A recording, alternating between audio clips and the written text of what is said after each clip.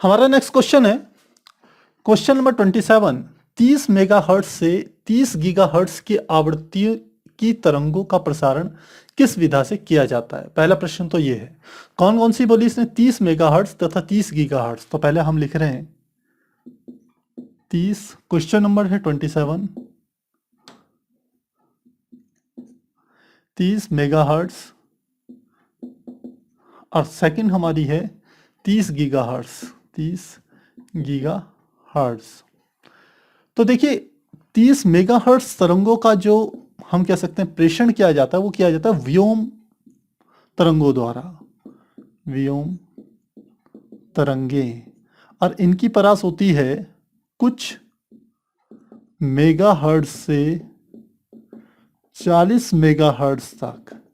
इसके बीच की जो तरंगे होती हैं उनको व्योम तरंगों के मेथड से भेजा जाता है। और आपको ध्यान हो, यह हमने जब थ्योरी कराई थी तो उसमें बताया था कि यह जो है आयन मंडल से टकरा करके आती है ये वाली तरंगे।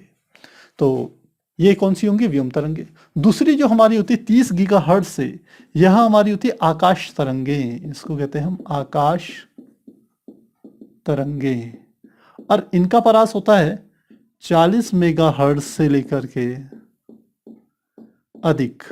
जो अधिक अत्यधिक उच्च आवृत्ति जितनी भी आती है, चाहे गीगाहर्ट्ज में आए, वे सभी आकाश तरंगों द्वारा उनका प्रसारण किया जाता है। और इसकी विधि जो हमने बताई थी वो हमने बताई थी क्षोभ मंडल से आती है। तो ऊपर से जो दृष्टि रेखीय विधि होती है जो सीधे एक रेखा में चलती है, वे हमारी कौन सा तरीका है, हमारा आकाश तरंगों का तरीका है।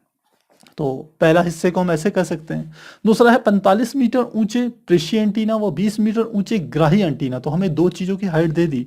सबसे पहले एच प्रेषी एंटीना यानी कि ट्रांसमीटर वाला, उसकी है 45 मीटर, और दूसरा हमें दे दिया है ग्राही एंटीना यानी कि एच आर यानी कि रिसीवर की, इसकी है 20 मीटर। 20 मीटर ऊंचे एंटीना के बीच संतोषजनक संचार के लिए दृष्टि रेखी विधा में अधिकतम दूरी कितनी होगी। जबकि दिया है पृथ्वी की त्रिज्या है 6.4 गुणा 10 की घात 6, तो त्रिज्या दे दी r इजिकल टू 6.4 गुणा 10 की घात 6 मीटर। हम जानते हैं इसके लिए जो सूत्र होता है, लिखते हैं, चूंकि दृष्टि रेखीय संचार में जो, जैसा ये कह रहा है, अधिकतम दूरी, अधिकतम दूरी का जो सूत्र होता है d इजिकल टू होता है √2 h t r plus √2 h r r, जहां d क्या है, अधिकतम दूरी है प्रेषी एंटीने की, और हम कह सकते हैं रिसीवर की, ट्रांसमीटर और रिसीवर के बीच की अधिकतम दूरी कितनी है, स्मॉल डी। एच टी है ट्रांसमीटर यानी कि प्रेषी एंटीने की ऊंचाई, और कैपिटल आर है पृथ्वी की त्रिज्या। वैसे यहाँ पर एच आर है रिसीवर वाला जो हमारा एंटीना है, ग्राही एंटीना है, उसकी ऊंचाई, और कैपिटल आर हम जानते हैं पृथ्वी की त्रिज्या। तो इसमें यदि वैल्यू पुट करें तो हम लिखेंगे d is equal to √2 multiply H T का मान है 45 मल्टीप्लाई आर का मान है 6.4 गुणा 10 की घात 6 प्लस √2 मल्टीप्लाई एच आर का मान कितना है 20 मीटर मल्टीप्लाई आर की वैल्यू हम जानते हैं, यह 6.4 गुणा 10 की घात 6।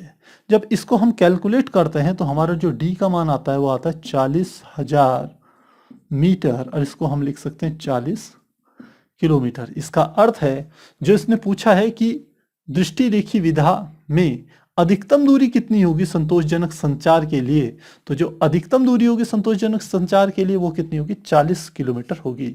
40 किलोमीटर तक हम सिग्नल को रिसीव कर सकते हैं। तो आप स्क्रीनशॉट लीजिए, फिर हम अगला क्वेश्चन शुरू करते हैं। हमारा नेक्स्ट क्वेश्चन है क्वेश्चन नंबर 28। मीटर सेतु का सिद्धांत लिखिए।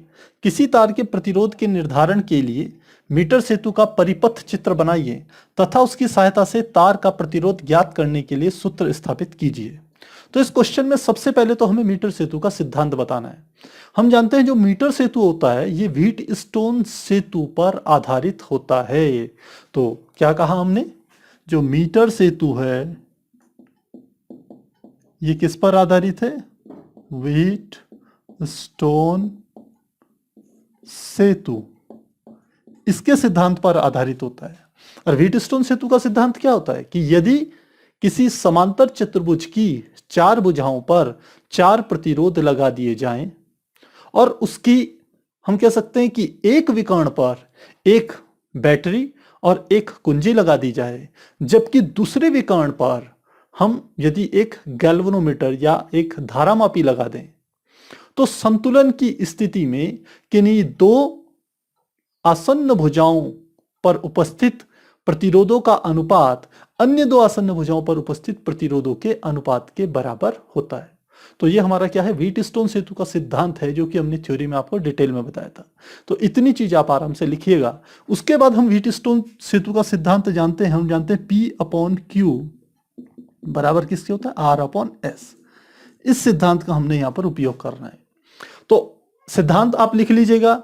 अब उसके बाद आता है इसका डायग्राम बनाना मीटर सेतु का। तो काफी आसान है डायग्राम बनाना, इस तरीके से हम बना सकते हैं। ये आपने 2 पत्तियां बनानी है, एल शेप की पत्ती, एक इधर की ओर बना दी आपने, एक इसके बीच में ऐसे बनती है और एक इस तरीके से आप बना सकते हैं। ये हमारी कॉपर की होती है और यहां पर हमारे 2 संयोजक पेंच होते हैं।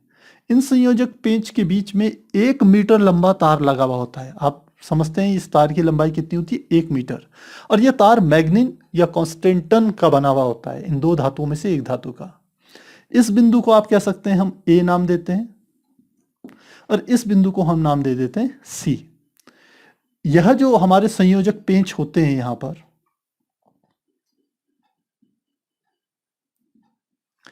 इन संयोजक पेंचों में इन 2 के बीच में हम लगा लेते हैं यहां पर एक प्रतिरोध बॉक्स, जिसे रेजिस्टेंस बॉक्स कहते हैं। छोटे छोटे बहुत सारे इसमें प्रतिरोधों के कुंजियां लगी हुई होती हैं। और दूसरे सिरे पर हम एक अज्ञात प्रतिरोध लगा लेते हैं, ये हमारा होता है एस, जिसे हम कहते हैं अज्ञात प्रतिरोध, यानी कि जिसका प्रतिरोध हमें क्या करना है, ज्ञात करना है। वह अज्ञात प्रतिरोध एस है। और जो बीच वाला सिरा होता है, इस सिरे पर हम एक लगाते हैं पहले गैल्वेनोमीटर, और फिर गैल्वेनोमीटर की यहां से हम तार घुमा करके उसको यहां पर ला करके इस ए तथा सी के बीच में किसी बिंदु पर स्पर्श करते हैं, जिससे कि हमें संतुलन की स्थिति प्राप्त हो। क्योंकि इसमें 2 विकर्ण हैं, एक तो ये वाला जो हमारा सिरा होता है, इस वाले बिंदु को हम नाम देते हैं डी बिंदु, और जहां ये ए और सी के बीच में टच करेगा उसे हम नाम देते हैं बी बिंदु। तो बी और डी के बीच क्या हो गया, एक विकर्ण हो गया बी डी, जिसके बीच में हमने एक गैल्वेनोमीटर लगा दिया और आगे एक जॉकी लगा देते हैं। जबकि दूसरा विकर्ण जो एसी होता है, इस एसी को हम एक सेल से और एक आप कह सकते हैं धारा नियंत्रक, जिसे कहते हैं इंग्लिश में रेहोस्टेट कहते हैं, उससे जोड़ दिया जाता है। ये हमारा होता है धारा नियंत्रक, धारा नियंत्रक। और ये हमारी होती है एक कुंजी के, और इस प्रकार से हम इसे जोड़ देते हैं। ये बैटरी का धन सिरा होता है, नेगेटिव सिरा होता है, इसका विद्युत वाहक बल आप कह सकते हैं ई। इधर से हमारी धारा प्रवाहित होती है। तो यह हमारा किसका डायग्राम है, मीटर सेतु का डायग्राम है। इसमें जब डी और बी विकर्ण के बीच में हम एक गैल्वेनोमीटर जोड़ते हैं, तो जब परिपथ पूर्ण होता है, कुंजी के को लगा दिया जाता है, तो गैल्वेनोमीटर में धारा आती है, यानी कि वो विक्षेपित होता है दाएं तथा बाएं। तो हम जो हमारे बी सिरे पर एक जॉकी लगी हुई है, उसे ए तथा सी, जो हमारा एक मैग्नीन का जो तार है 1 मीटर लंबा, उसके किसी एक बिंदु पर टच करते हैं और वह बिंदु ढूंढते हैं जिस बिंदु पर गैल्वेनोमीटर में विक्षेप क्या हो जाए, शून्य हो जाए।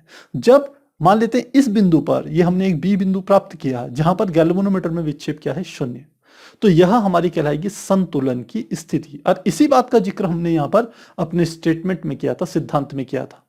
तो बी बिंदु पर हमें संतुलन की स्थिति प्राप्त हुई, लिख लेते हैं, माना बी बिंदु पर संतुलन की स्थिति प्राप्त होती है। तो मान लेते हैं ए से लेके बी तक की जो दूरी है, इस दूरी को हमने कहा कितनी हो गई है, एल सेंटीमीटर हो गई। तो बी से लेके सी तक की दूरी क्यों इतनी होगी? क्योंकि ए से लेके सी तक की जो टोटल दूरी है वो 100 सेंटीमीटर यानी कि 1 मीटर है, इसलिए बी से लेके सी तक की जो कुल दूरी होगी ये हमारी हो जाएगी 100 माइनस एल, 100 माइनस एल। अब देखिए इस ए बी हिस्से को, इतने हिस्से को, क्योंकि तार क्या लगा रहा है, प्रतिरोध उत्पन्न कर रहा है, इस हिस्से को हम नाम देते हैं, ये होता है प्रतिरोध P।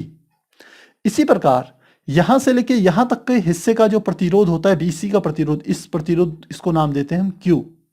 रेजिस्टेंस बॉक्स से जो प्रतिरोध निकाला है वह प्रतिरोध होता है हमारा R, और यह हमारा होता है अज्ञात प्रतिरोध S। तो हमें फार्मूला तो ये पता ही है, P अपॉन Q बराबर R अपॉन S। किसकी स्थिति में? संतुलन की स्थिति में, और संतुलन की स्थिति हमने यहां पर प्राप्त कर ली है। तो मान लेते हैं यह है समीकरण 1। अब हम सूत्र जानते हैं, चूंकि हमारे पास सूत्र होता है R is equal to rho into L upon A, ये हमारे पास सूत्र होता है। हम लिखते हैं माना तार का विशिष्ट प्रतिरोध रो है तथा उसके एकांक परिच्छेद का क्षेत्रफल, परिच्छेद का क्षेत्रफल ए है। तो सबसे पहले ले रहे हैं ए बी तार का प्रतिरोध, लिखेंगे ए बी तार का प्रतिरोध जो कि किसके बराबर है? P के बराबर है। तो P is equal to, formula यही होगा, रो इंटू यहां से A से लेके B तक की दूरी कितनी है? L, तार की लंबाई L अपॉन क्या आ गया? A। ये मान लेते हैं समीकरण 2 है। अब ठीक इसी प्रकार से हम BC तार का प्रतिरोध लिख लेते हैं। BC तार का प्रतिरोध वो मान लेते हैं किसके बराबर है? Q के बराबर है। तो जैसे हमने P की वैल्यू निकाली वैसे Q की वैल्यू निकाल लेते हैं। Q बराबर, फार्मूला यही होगा, रो इंटू, अब B से लेके C तार की लंबाई कितनी है? 100 माइनस एल, तो लिखेंगे 100 माइनस एल अपॉन हमारा कितना आ जाएगा? A। ये आ गया समीकरण 2 और ये हो गया समीकरण 3। तो समीकरण 2 में समीकरण 3 का भाग देने पर, तो भाग दे दें तो क्या आ जाएगा? समीकरण 2 का भाग, ये P अपॉन Q बराबर, P की वैल्यू कितनी है? रो इंटू एल अपॉन ए, और Q की वैल्यू कितनी है? Rho into 100 minus L upon ए। तो देखिए इस ए से ए कट गया, रो से रो कट गया, यानी कि ये क्या आ गया? एल अपॉन 100 माइनस एल, ये आ गया। तो ये P अपॉन Q बराबर एल अपॉन 100 माइनस एल के बराबर है। तो हमें तो किसका मान चाहिए? अज्ञात प्रतिरोध S का मान चाहिए। तो समीकरण 1 पे चलते हैं। समीकरण 1 कहती है P अपॉन Q बराबर तो किसके? R अपॉन S के। तो लिखते हैं समीकरण 1 से P अपॉन Q का मान रखने पर, तो मान रखते हैं P अपॉन Q बराबर कितने? R upon S। तो P अपॉन Q की जगह हमने लिख लिया R अपॉन S बराबर, इधर की ओर कितना आ गया? L upon 100 minus L. मुझे तो S की वैल्यू निकालनी है, तो ये S को इधर ले जा लेंगे, तो S बराबर 100 माइनस एल ऊपर गुणा और L नीचे, तो यह जगह 100 माइनस एल अपॉन एल, और साथ में आ गया ज्ञात प्रतिरोध, क्या आ जाएगा? R। तो यह हमारे मीटर सेतु के द्वारा किसी अज्ञात प्रतिरोध S को हम आसानी से निकाल सकते हैं, क्योंकि इन L की पोजीशंस तो हमें यहाँ पर पता ही होगी, क्योंकि संतुलन की स्थिति हम ही ज्ञात कर रहे हैं प्रयोग के द्वारा, और ये कैपिटल R है प्रतिरोध बॉक्स से निकाला गया प्रतिरोध, यह भी हमें पता होगा। तो इसकी सहायता से हम क्या कर सकते हैं? किसी अज्ञात प्रतिरोध के मान को ज्ञात कर सकते हैं। तो इस प्रकार से हम इसे कर सकते हैं। हमारा नेक्स्ट क्वेश्चन है क्वेश्चन नंबर 28 का अथवा पार्ट, धारा घनत्व से आप क्या समझते हैं? धारा घनत्व तथा चालकता में संबंध स्थापित कीजिए। किसी चालक ताप बढ़ने पर, किसी चालक का ताप बढ़ने पर उसकी चालकता पर क्या प्रभाव पड़ेगा, ये चीजें हमारे को बतानी है इसमें। तो शुरू करते हैं। सबसे पहला हमारा टॉपिक आता है धारा घनत्व। धारा घनत्व जिसे हम J से प्रदर्शित करते हैं। धारा घनत्व का अर्थ होता है किसी चालक में किसी बिंदु के परितः एकांक क्षेत्रफल से गुजरने वाली धारा को हम धारा घनत्व कहते हैं। परिभाषा एक बार दोबारा बता रहे हैं, किसी चालक में किसी बिंदु के परितः एकांक क्षेत्रफल से गुजरने वाली धारा को धारा घनत्व कहते हैं। तो धारा घनत्व J बराबर हमारा होता है I अपॉन ए के, और इसका मात्रक आप कह सकते हैं एम्पियर बटे मीटर स्क्वायर। और ध्यान रखिएगा यह कैसी राशि, एक सदिश राशि है। तो धारा घनत्व तो हमने समझ ली। अब दूसरा इसमें आता है चालकता। चालकता जिसको कि हम सिग्मा से प्रदर्शित करते हैं, और ये सिग्मा बराबर होता है यह 1 बटे प्रतिरोधकता, जिसे हम विशिष्ट प्रतिरोध कहते हैं, उसके बराबर होता है। अर्थात किसी चालक के विशिष्ट प्रतिरोध के व्युत्क्रम को उस पदार्थ की या उस चालक की हम क्या कहते हैं, चालकता या विशिष्ट चालकता भी आप कह सकते हैं, यह कहते हैं। जहां रो क्या है, हमने कहा विशिष्ट प्रतिरोध है, इसको प्रदर्शित करता है। अब हमारे पास आती है तीसरी बात कि धारा घनत्व तथा चालकता में संबंध स्थापित करना है। तो हम सूत्र शुरू करते हैं। हम जानते हैं चूंकि ओम का नियम हमें कहता है, ओम के नियम से, ओम का नियम हमें क्या कहता है, ओम का नियम कहता है V इज इक्वल टू होता है I इंटू आर के बराबर होता है। और चूंकि R इज इक्वल टू होता है रो इंटू एल अपॉन ए के, आर का ये मान यदि यहां रख दिया जाए तो यह आ जाएगा V बराबर I into rho into L upon A के बराबर आ जाएगा। हम क्या कर रहे हैं, इस I अपॉन ए को, इसको थोड़ा सा रीअरेंज कर रहे हैं, आगे पीछे कर रहे हैं। तो V बराबर, और L को इसके नीचे ले जा लें, तो V अपॉन एल, एल तो यहां चले गया, ये हो गया I upon A into rho. अब देखिए यहां दो सूत्र लग रहे हैं। हम कह रहे हैं चूंकि V अपॉन एल जो कि विभव प्रवणता है, और विभव प्रवणता हम जानते हैं विद्युत क्षेत्र की तीव्रता के बराबर होता है, बस निशान प्रदर्शित करने के लिए हम माइनस लगा देते हैं। और दूसरा हम जानते हैं I अपॉन ए, ये होता है धारा घनत्व J के, जो कि हमने यहां पर निकाला है। ये दोनों मान इस समीकरण में रख दें तो क्या आ जाएगा, यह आ जाएगा E बराबर I अपॉन ए का मान क्या आ गया, J इंटू किसके बराबर आ गया, रो के बराबर आ गया। रो को यदि इधर की ओर ले जाएं तो क्या आ जाएगा, यह आ जाएगा E upon rho is equal to J के बराबर आ जाएगा। और इसको भी हम ऐसे लिख सकते हैं 1 अपॉन रो मल्टीप्लाई E बराबर किसके आ गया, J के बराबर। 1 अपॉन रो किसके बराबर है, चालकता के बराबर है सिग्मा, तो सिग्मा गुणा E बराबर J, या आप कह सकते हैं यहीं से sigma is equal to J upon E। चाहे आप इसे इस रूप में लिख लीजिए, या आप चाहें तो ऐसे भी लिख सकते हैं E बराबर J अपॉन सिग्मा, चाहे इस रूप में लिखिए चाहे इस रूप में लिखिए। तो यह तीनों इक्वेशंस हमारी धारा घनत्व J तथा चालकता सिग्मा में संबंध को स्थापित करती है। अब बात आती है कि किसी चालक का ताप बढ़ने पर उसकी चालकता पर क्या प्रभाव पड़ेगा। देखिए ताप बढ़ने पर जो चालकता होती है, यानी कि कंडक्टिविटी जो होती है, वह घट जाती है। क्यों घटती है, हमने आपको थ्योरी में बताया था, क्योंकि चालक का यदि किसी कंडक्टर का ताप बढ़ाएंगे तो उसके जो हम कह सकते हैं जो इलेक्ट्रॉन हैं, उनकी जो आयनों के साथ जो टक्करों की संख्या है वो बढ़ जाती है।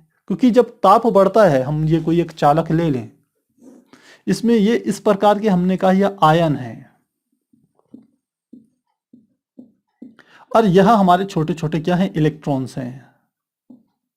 जब विद्युत क्षेत्र लगाया जाता है तो मान लेते हैं इलेक्ट्रॉन इस दिशा में चलने शुरू हो गए। अब यदि ताप बढ़ाएंगे तो क्या होगा, यह जो आयन होंगे इनकी वाइब्रेशन बढ़ जाते हैं, ये कंपन करते हैं, तो इस तरीके से कंपन करते हैं।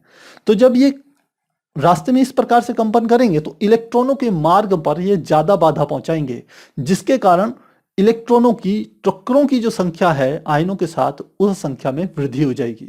और टक्करों की संख्या में वृद्धि होने के कारण हम क्या कह देंगे, इस चालक की जो चालकता होगी, वो कंडक्टिविटी होगी, वह घट जाएगी। तो हम कहते हैं प्रतिरोधकता बढ़ जाती है और चालकता घट जाती है। तो क्या लिखेंगे, ताप बढ़ने पर किसी चालक का, चालक के संबंध में है, चालक का ताप बढ़ाने पर प्रतिरोध बढ़ जाता है तथा चालकता घट जाती है। तो इस प्रकार से हम इस क्वेश्चन को समझ सकते हैं। हमारा नेक्स्ट क्वेश्चन है क्वेश्चन नंबर 29 का क पार्ट, एम्पियर का परिपथी नियम लिखिए तथा इसे सिद्ध कीजिए। तो एम्पियर का परिपथी नियम हमने बताया था कि यह चुंबकीय क्षेत्र में वैसे ही कार्य करता है जैसे वैद्युत क्षेत्र में हम गॉस के नियम का उपयोग करते हैं। और एम्पियर का परिपथी नियम यह कहता है कि किसी बंद पथ की सीमा के अनुदिश चुंबकीय क्षेत्र का रेखीय समाकलन पथ द्वारा घिरी हुई कुल धारा का म्यू नॉट गुना होता है। तो हम इस डायग्राम बना लेते हैं। हमने कहा यह एक हमने बंद पथ ले लिया, यहां से एक तार जा रहा है जिसमें कि कितनी धारा बह रही है, आई धारा बह रही है। तो इससे कुछ दूरी पर यहां पर हम एक बिंदु ले रहे हैं और ये कह रहे हैं कि इस बंद पथ हमने जो लिया है, इस बंद पथ की सीमा के अनुदिश चुंबकीय क्षेत्र का रेखीय समाकलन। तो सूत्र आ गया चुंबकीय क्षेत्र यानी कि बी का, रेखीय समाकलन यानी कि dl। क्योंकि बंद पथ है इसलिए हम यहाँ पर क्लोज्ड सर्किट लिख लेंगे, बंद पथ। रेखीय समाकलन इस पथ द्वारा घिरी हुई, इसके द्वारा घिरी हुई कौन सा, ये जो चालक तार है जिसमें आई धारा बह रही है, पथ द्वारा घिरी हुई कुल धारा कितनी है, आई का म्यू नॉट गुना होता है, यानी कि यह आ जाएगा म्यू नॉट इंटू आई के बराबर होगा। और यह हमारा क्या है, एम्पियर का परिपथी नियम। स्टेटमेंट आप लिख सकते हैं, मैं दोबारा से बोल रहा हूं कि किसी बंद पथ की सीमा के अनुदिश चुंबकीय क्षेत्र का रेखीय समाकलन पथ द्वारा घिरी हुई कुल धारा का म्यू नॉट गुना होता है। तो ये हमारा क्या आ गया, स्टेटमेंट आ गया और फॉर्मूला आ गया। अब हम इसे प्रूफ करते हैं। हम इसे प्रूफ करें तो हम एक ले रहे हैं, एक गोली चालक ले रहे हैं। हमने कहा एक ये चालक लिया, हमने मान लेते हैं इस प्रकार से एक चालक तार लिया और इस चालक तार पे मान लेते हैं आई धारा बह रही थी। इस चालक तार से आर दूरी पर हमने एक बिंदु ले लिया, मान लेते हैं पी बिंदु है, आर दूरी पर स्थित है।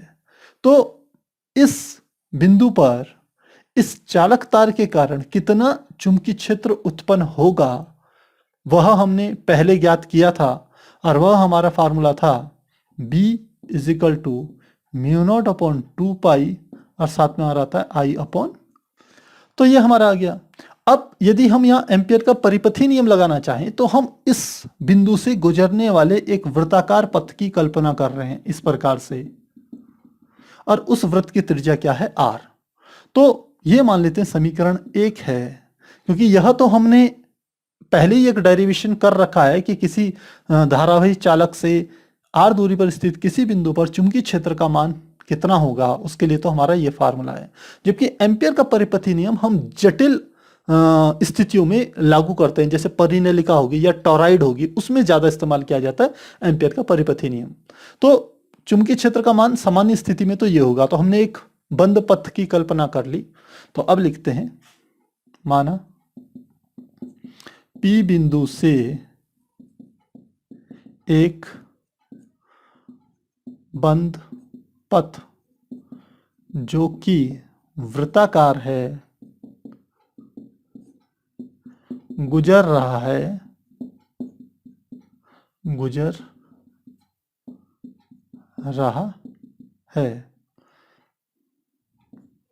वृत्ताकार बंद पथ है जो कि वृत्ताकार है, वह गुजर रहा है। तो अब हम कहते हैं एम्पियर के परिपथी नियम से, एम्पियर के परिपथीय नियम से, एम्पियर का परिपथी नियम कहता है कि इस बिंदु पर यदि हम एक छोटा सा घटक ले लें जो कि हमारा क्या है, dl, तो चुंबकीय क्षेत्र का रेखीय समाकलन हम बाएं पक्ष ले रहे हैं, यानी कि समाकलन बंद पथ है b इंटू dl, और ये बराबर किसके होगा, समाकलन, क्योंकि ये दोनों सदिश हैं जिनका अदिश गुणन हो रहा है। तो इसको हम ऐसे लिख सकते हैं b into dl into cos theta, जहां हम जानते हैं थीटा b तथा dl के बीच का कोण है, बीच का कोण है। तो अब यदि हम इस स्थिति में देखें तो हम कह रहे हैं कि जो चुंबकीय क्षेत्र जाएगा उसकी भी दिशा उधर ही होगी और इस डीएल घटक की दिशा भी हम उधर ही ले रहे हैं। तो हम कहते हैं चूंकि थीटा बराबर क्या है 0, तो यानी कि cos 0 की वैल्यू कितनी हो गई 1। तो इस वाले फार्मूले में B D L cos theta का मान 1 के बराबर आ गया। तो हम लिख सकते हैं समाकलन b इंटू डी एल बराबर समाकलन b इंटू डी एल के बराबर होगा, क्योंकि cos थीटा की वैल्यू 0 है और cos 0 का मान 1 है। अब हम समीकरण 1 से यदि b का मान यहां रखें, इससे पहले हम एक काम और कर रहे हैं, b को बाहर ला रहे हैं और ये हमारा बंद प्रत है और साथ में हमने क्या लिया dl। तो हम एक चीज यहां पर और ले रहे हैं, हमने कहा ये dl क्या है, ये जो बंद वक्र है, जो वृत्ताकार है, उसका एक छोटा सा हिस्सा है, उसकी परिधि का एक छोटा सा हिस्सा है।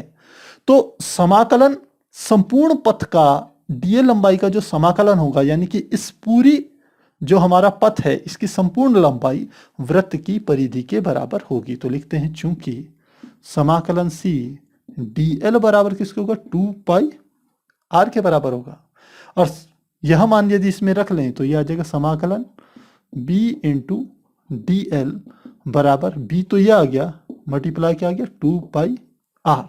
अब लिखते हैं समीकरण 1 से b का मान रखने पर, समीकरण 1 से b का मान रखने पर, तो मान रख दें तो समाकलन c ये b into D L, b into D L बायां पक्ष तो हमारा यही है बराबर, इस b का मान कितना है, यह है mu naught upon 2 pi I upon R, लिखेंगे म्यू नॉट अपॉन 2 पाई और साथ में क्या आई अपॉन आर मल्टीप्लाई क्या है 2 पाई आर, तो 2 पाई कैपिटल आर। तो देखिए 2 पाई से 2 पाई कट गया, आर से आर कट गया, समाकलन सी ये आ जाएगा बी इंटू डी एल बराबर हमारा किसके आ जाएगा म्यू नॉट इंटू आई के बराबर आएगा, और यही हमारा क्या हो गया एम्पियर परिपथी नियम यहाँ पर प्रूफ हो गया। तो इस प्रकार से हम एम्पियर परिपथी नियम को प्रूफ कर सकते हैं, किसी वृत्ताकार पथ के लिए, ऐसी अनियमित पथ के लिए भी किया जा सकता है। आप इसका स्क्रीनशॉट लीजिए, फिर हम अगला पार्ट शुरू करते हैं। हमारा नेक्स्ट क्वेश्चन है क्वेश्चन नंबर 29 का ख खंड। एक दूसरे से 4.0 सेंटीमीटर की दूरी पर रखे दो लंबे सीधे समांतर तारों ए तथा बी में क्रमशः 8.0 तथा 5.0 एम्पियर की विद्युत धाराएं एक ही दिशा में प्रवाहित हो रही हैं। तार ए के 10 सेंटीमीटर खंड पर बल का आकलन कीजिए। तो हमें क्या क्या दिया है, एक दूसरे से 4 सेंटीमीटर की दूरी पर, यानी कि हमें आर की वैल्यू दे दी 4.0 सेंटीमीटर। दूसरा हमें दे दिया है तारों ए तथा बी में धाराओं के मान 8.0 और 5.0, यानी कि I1 का मान दे दिया 8.0 एम्पियर और I2 का मान दे दिया 5.0 एम्पियर दे दिया कि वैद्युत धारा एक ही दिशा में प्रवाहित हो रही है तार ए के 10 सेंटीमीटर खंड पर, यानी कि L का मान हमें दे दिया 10 सेंटीमीटर खंड पर बल का आकलन कीजिए। तो हमें क्या निकालना है, F का मान ज्ञात करना है। तो देखिए हम जानते हैं यदि दो समांतर तार जिनमें एक ही दिशा में धारा बह रही है तो उनके बीच लगने वाला जो बल का मान होता है F इजिकल टू होता है mu naught into I1 into I2 into L upon 2 into pi into R के बराबर होता है।